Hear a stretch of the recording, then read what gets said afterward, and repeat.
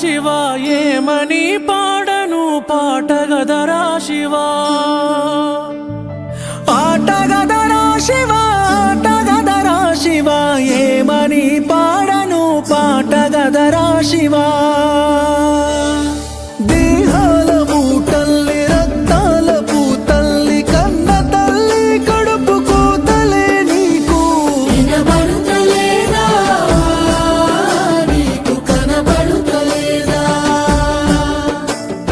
వినబడుతలేదా నీకు కనబడుతలేదా శివరాత్రి నీ పూజకై మేము ఉపవాసముంటాములే యములాడ రాజన్నకే 10,000 దండాలు పెడతాము.